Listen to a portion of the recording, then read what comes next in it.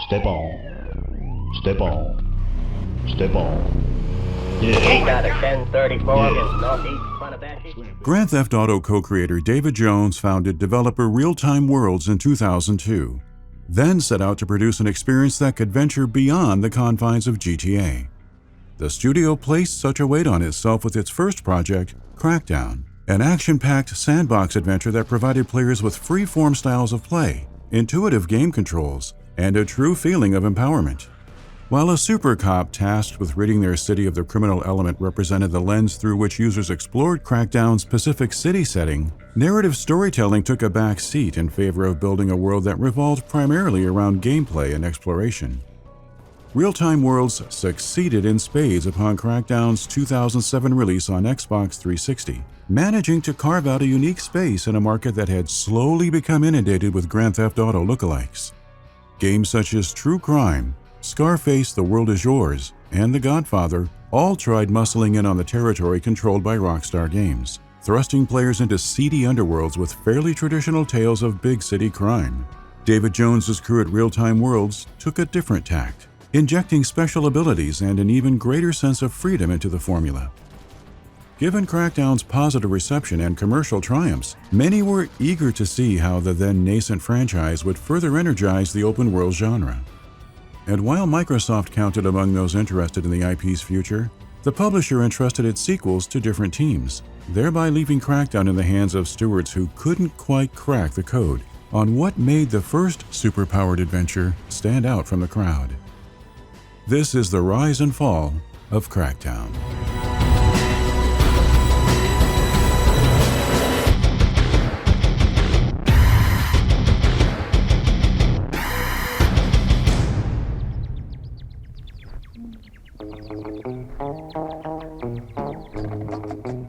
At its founding in 2002, Realtime Worlds was predominantly comprised of former developers from Rage Games, the British studio best known for the David Beckham soccer game.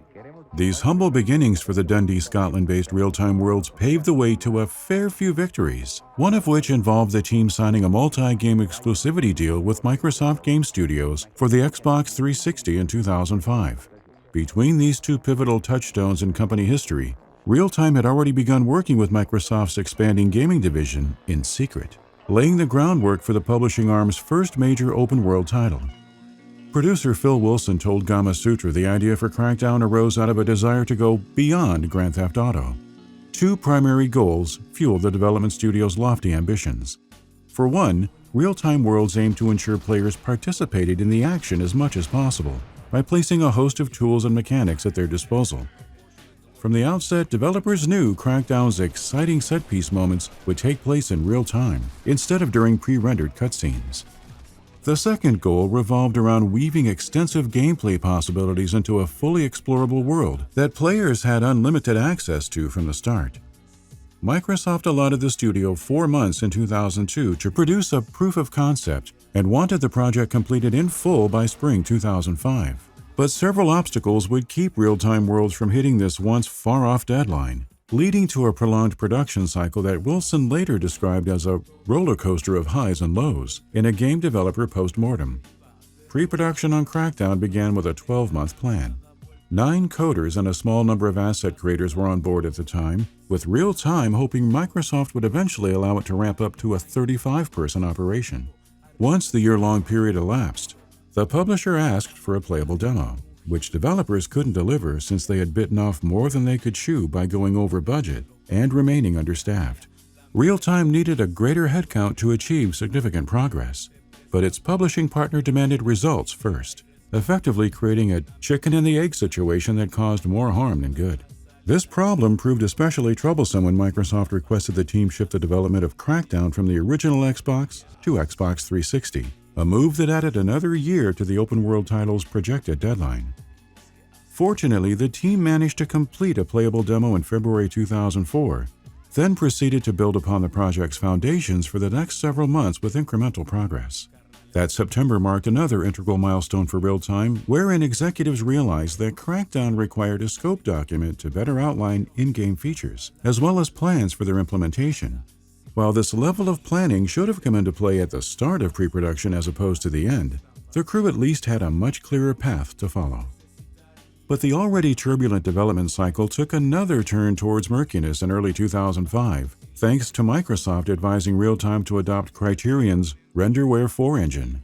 Phil Wilson posited that the publisher preferred its new free-roaming adventure to utilize the most cutting-edge technology available, but maintained the mid-development switch served as nothing short of a gross mistake.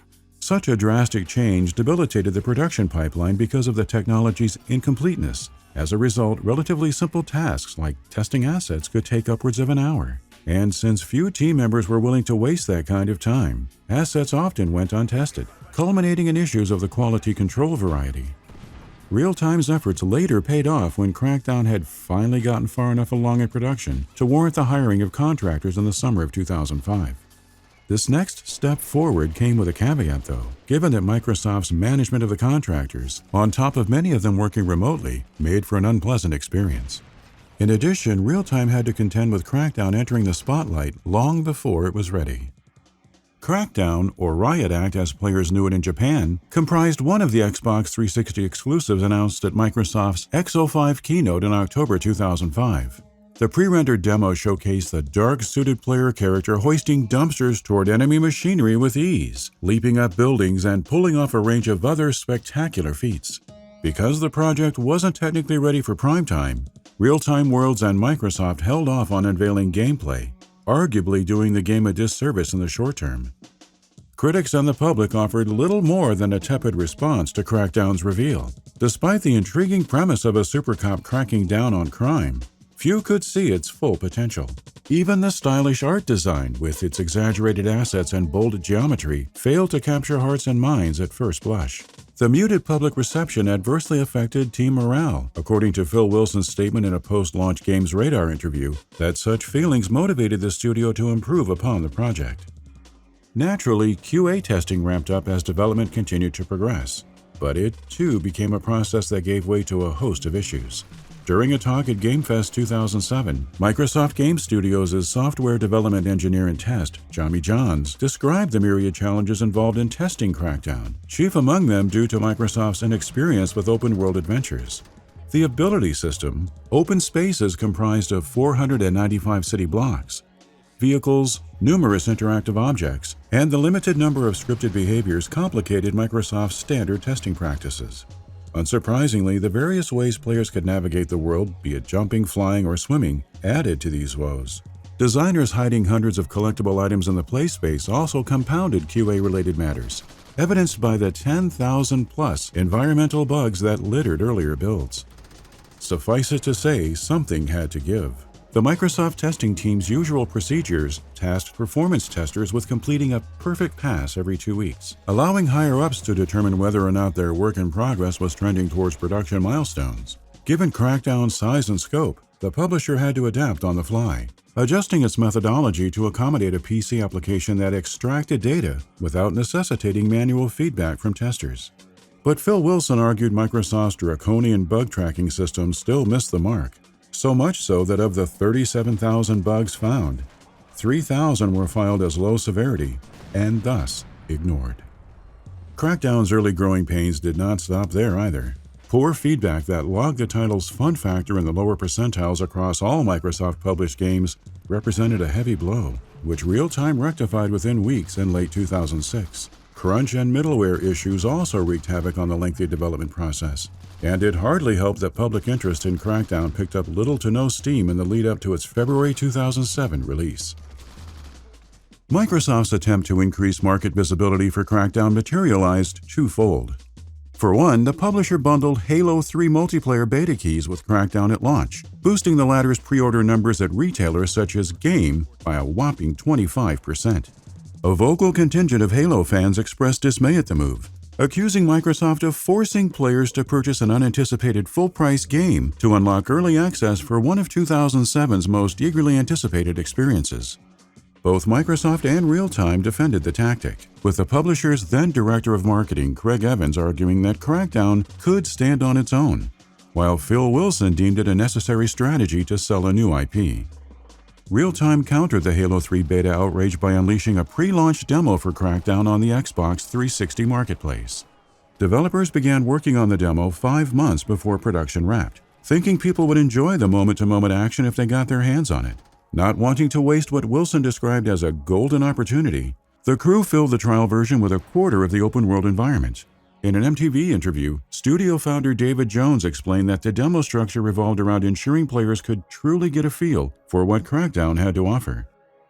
These efforts worked wonders in the long run. Over 600,000 Xbox Live users downloaded the demo within 2 weeks, securing it a place among the most downloaded demos on the Xbox storefront. Undoubtedly, such success mixed with interest in Halo's beta elevated Crackdown to heights it would not have otherwise reached. After 4 years of development, platform changes, mid-development engine shifts, and at least a couple of delays, Crackdown launched worldwide on the Xbox 360 in February 2007. Its over-the-top action, fun driving mechanics, and fast-paced superhero antics left a mark on players. Even the clunky co-op options proved worth the trouble for those looking to enjoy the ride with friends. And despite the Microsoft marketing team's concerns over the exaggerated comic-like art style, which didn't jibe with the publisher's visual bar, results from a post-launch survey revealed that most users believed Crackdown's visuals constituted its best quality. Positive press and good word of mouth catapulted Realtime's debut game atop the sales charts for months on end. In its first half year on the market, the title shipped an impressive 1.5 million units. The release of free and paid DLC served as another boon for Crackdown's commercial success. Though Realtime intended to begin producing the extra content ahead of February 2007, focus on the main game reduced said plans to conceptual discussions. But with half the original production team on board, developers managed to start and finish the free-for-all and Getting Busy content in 3 months before releasing it into the wild in May 2007. By that September, the DLC had topped 200,000 downloads on Xbox Live. No small feat for a game that once seemed primed for a dead-on-arrival designation.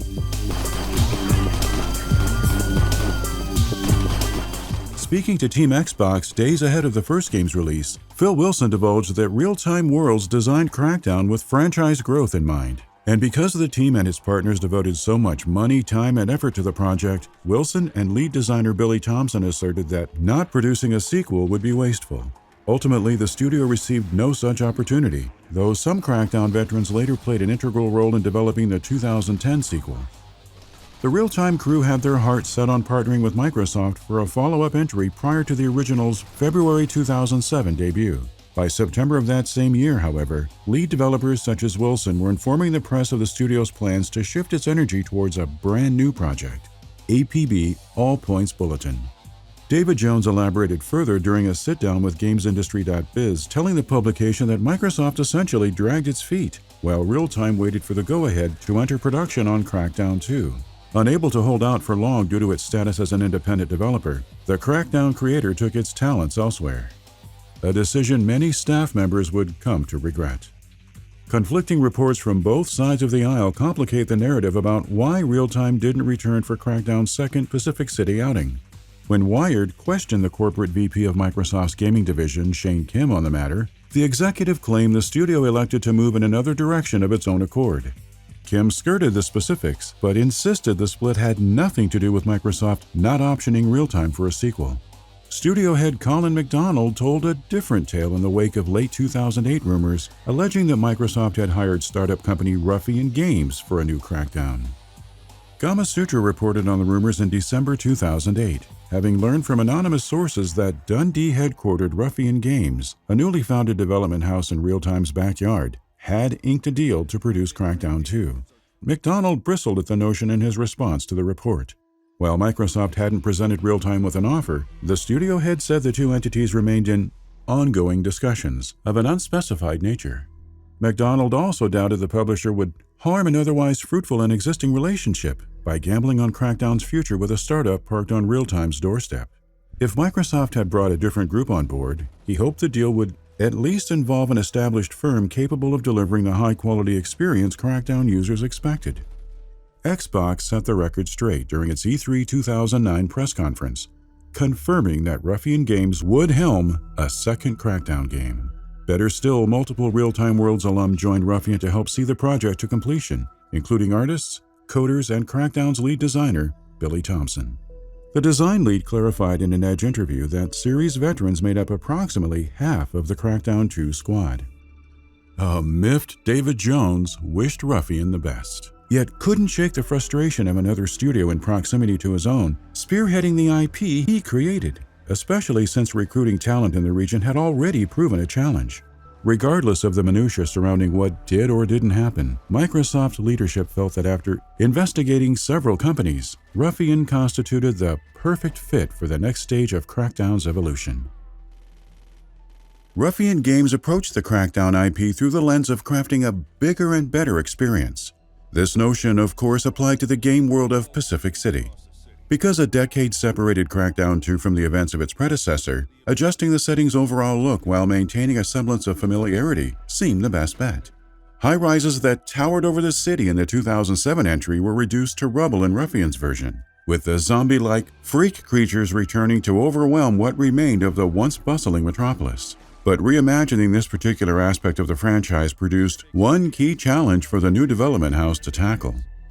The criticisms leveled against Crackdown loomed large. Thus, addressing the most prominent critic and player concerns became a top priority during production of the sophomore effort. Notably, issues with the freeform gameplay and mission structure sat at the forefront of Crackdown's less than favorable assessments.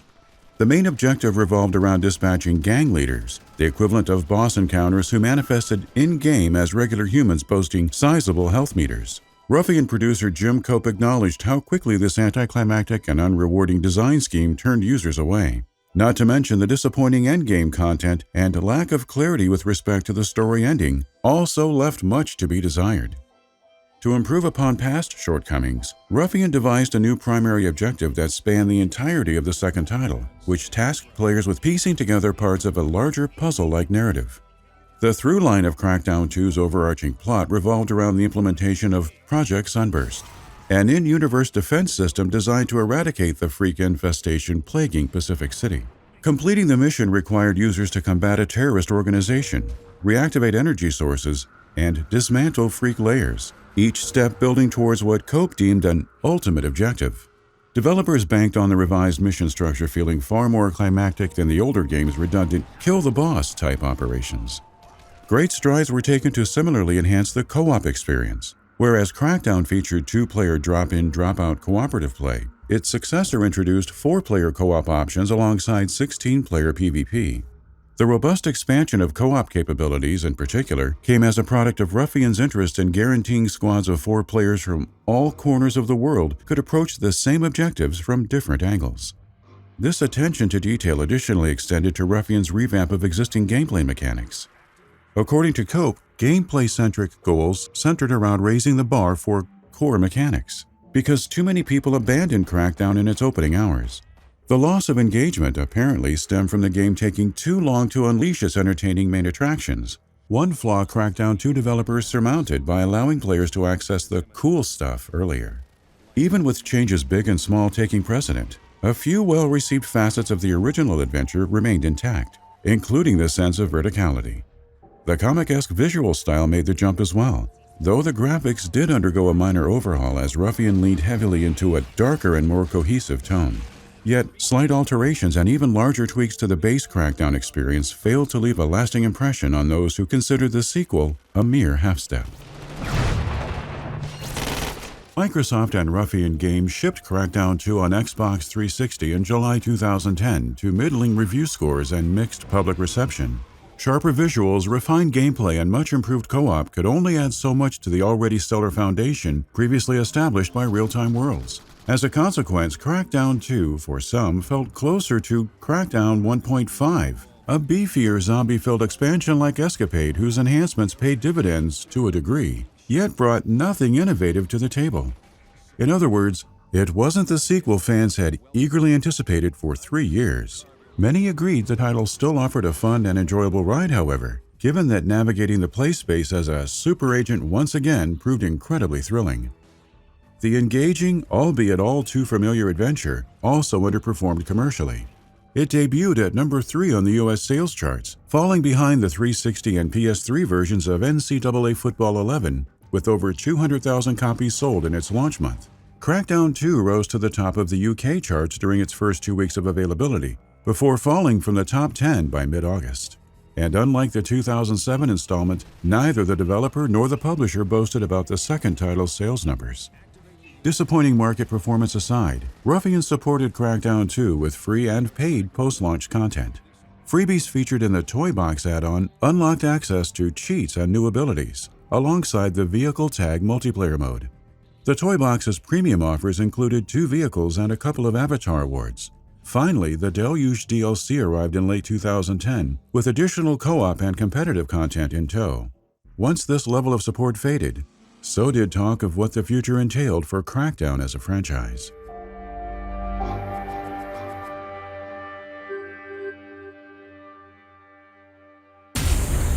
We're here to light shit up.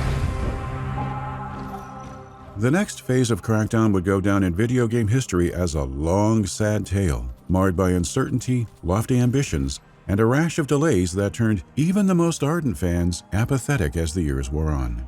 After Ruffian Games deployed Crackdown 2's last bit of content in 2010, the series spent nearly 3 years in the dark, receiving nary a mention from Microsoft or its development partners.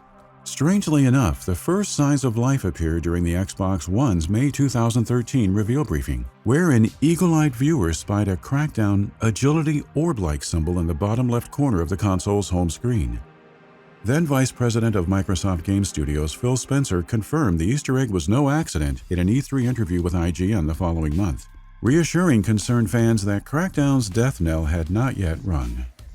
While Spencer couldn't disclose concrete details, IGN's E3 2013 sit-down with the executive notably featured the first hint at Crackdown's return as a cloud-centric endeavor.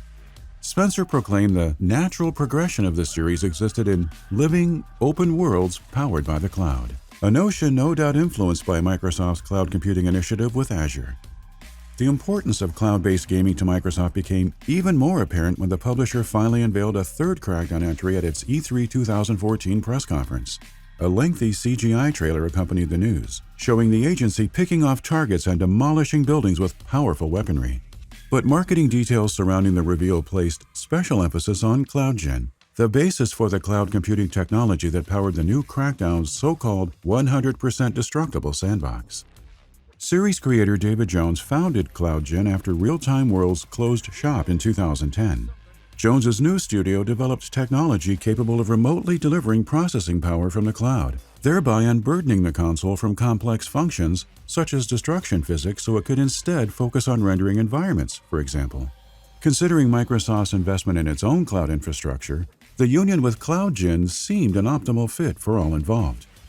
The partnership evolved out of discussions between Phil Spencer and David Jones, both of whom agreed the Crackdown property deserved another chance. Spencer informed Kotaku that Jones proposed injecting the cloud work at CloudGen into a new title. Thus, the project entered production in 2013, with CloudGen laying the foundation for the technology that fueled Crackdown's enhanced destruction physics. Jones acted in an advisory role at the start, playing a critical part in early system and IP design, according to Spencer. Speaking to Eurogamer, Jones explained his status as that of a consultant who assisted Microsoft and developers with outlining the features and general direction of Crackdown 3. With respect to said developers, stewardship over the embattled IP had changed hands again. This is Agency Director Charles Goodwin. Who the hell am I talking to? Public discourse regarding the third Crackdown centralized one specific studio following its announcement, the David Jones-founded Reagent Games. Jones later divulged that Reagent's small staff operated in a consultancy capacity to help get the project off the ground, insisting Sumo Digital, the British outfit behind Little Big Planet 3 and later Team Sonic Racing, always led the charge as Crackdown 3's primary developer. The industry's penchant for maintaining secrecy concerning for-hire studios kept Sumo out of the spotlight for several years. A 2018 report from Eurogamer shined a light on other UK-headquartered contractors that Microsoft outsourced to revive its once-dormant superhero IP. Ironically, Crackdown 2 team Ruffian Games lent a helping hand. While Sumo Digital built the story campaign, Reagent and Ruffian reportedly handled multiplayer duty on Crackdown 3. But no one on the outside looking in could have predicted how integral the online suite would become to the game as a whole. The game slinked back into the shadows following its E3 2014 showcase, skipping E3 2015 but reappearing at Gamescom that August. It was there that Microsoft officially dubbed the title Crackdown 3, billing the latest installment as the ultimate sandbox, with a 100% destructible game world and transforming vehicles. Press and the viewing public received more insight about CloudGen as well. Developers promised the cloud infrastructure would allow Crackdown 3 to leverage processing power up to 20 times that of the Xbox One's output, though such a technical feat only applied to the multiplayer mode. As a result, the campaign boasted minimal levels of destruction. Microsoft unsurprisingly positioned Crackdown's online action at the center of attention insofar as letting the first showing of gameplay footage revolve around multiplayer. David Jones demoed the footage for IGN during Gamescom, breaking down the technical aspects of the mode's cloud-powered, destructive capabilities. If Volition's launch of Red Faction Guerrilla in 2009 had teased the possibilities of large-scale destruction in games, Crackdown 3 seemed primed to push the boundaries further still. The impressive pre-alpha build significantly boosted fan anticipation for the game, which its publisher amplified upon announcing plans for a multiplayer beta and full rollout in 2016. As would become customary for the third entry, a release date delay extended the already long wait for Crackdown's return. Microsoft's superhero title skipped E3 for a second straight year in 2016, followed by Reagent delivering the unfortunate news of Crackdown 3's postponement to 2017, citing a need for extra time to avoid compromising the scope of the team's vision. Oddly, the studio went radio silent in early 2017, sparking unsubstantiated rumors of a potential closure. David Jones eventually explained Reagent's departure from the spotlight as a natural course of action since it served in the capacity of a consultant to facilitate the efforts of lead developer Sumo Digital. Specifics aside, Reagent's vanishing act culminated in Sumo taking charge for Crackdown 3's resurgence at E3 2017, where Microsoft shared a new trailer starring actor Terry Crews and confirmed a November 2017 launch date that coincided with the Xbox One X release. The public responded indifferently to the E3 showing, expressing skepticism because of the delays and questionable graphical quality. As such, few were surprised at the title's push to spring 2018. The general manager of Microsoft Studios Publishing, Shannon Loftus, noted to Polygon that Sumo Digital, Reagent Games, and CloudGen would spend the protracted production period balancing Crackdown's game modes and polishing the visuals. Loftus also admitted to announcing the project far too soon. Phil Spencer thought the reveal a shrewd move in 2014, given the persistent rumors and speculation that had long inundated the web. According to Loftus, however, the company underestimated the challenge of setting and maintaining a high-quality bar for Crackdown 3's various game modes, namely the campaign, co-op, and Wrecking Zone multiplayer suite. These challenges persisted throughout development, then grew in complexity courtesy of a few behind-the-scenes changes in late 2017. Now that's a crater. Anonymous sources familiar with Crackdown 3's production informed Eurogamer that David Jones exited the project in September 2017. Nonetheless, hints at the split didn't hit the airwaves until Fortnite creator Epic Games acquired CloudGen in January 2018 for an undisclosed sum. The purchase raised questions about the technology's continued use in Crackdown 3. Though a long stretch of time passed without a concrete answer, Microsoft confirmed in due course that Epic's ownership of CloudGen had no bearing on the final product. News of Jones and Reagent's departure became public knowledge in June 2018. Jones quickly downplayed the significance of the shift, clarifying his and his team's role as more integral to the third game's embryonic phases of development.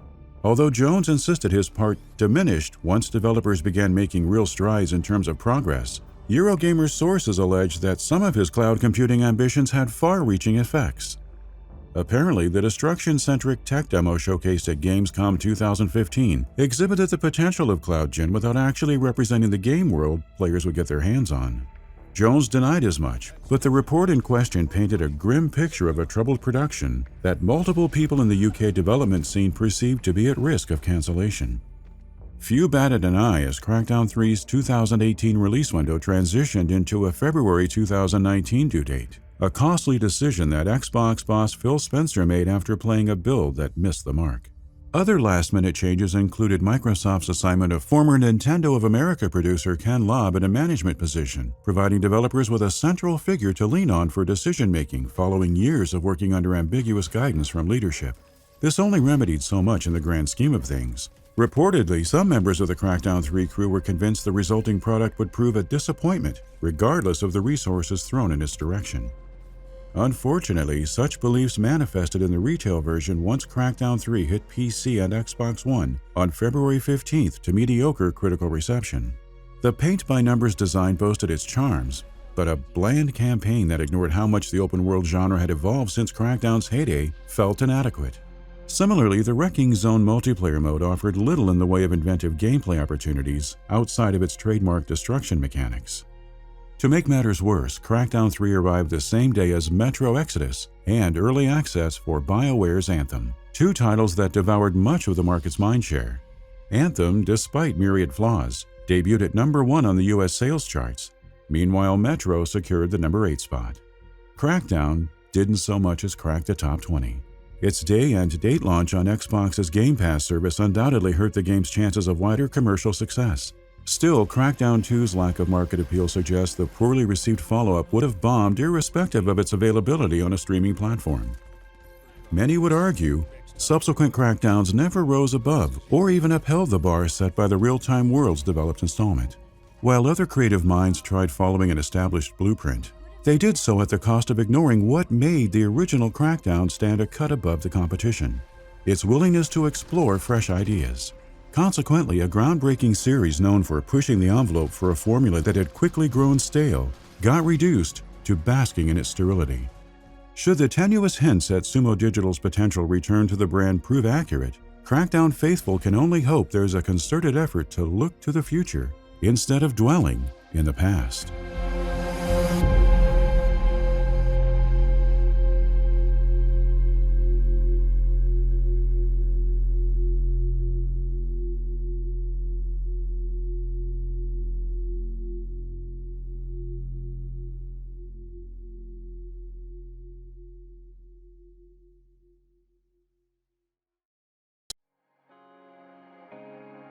Thank you for watching. We'd like to take this time to thank, by name, the generous patrons who have pledged to our Hall of Fame reward tier: Alex Moretti, and those currently subscribed to our producer reward tier: Darirap Sigurdsson, GetWrecked.com, Landy K. Hayes, Milkshake. If you enjoy our content, please consider subscribing to our channel and backing us on Patreon.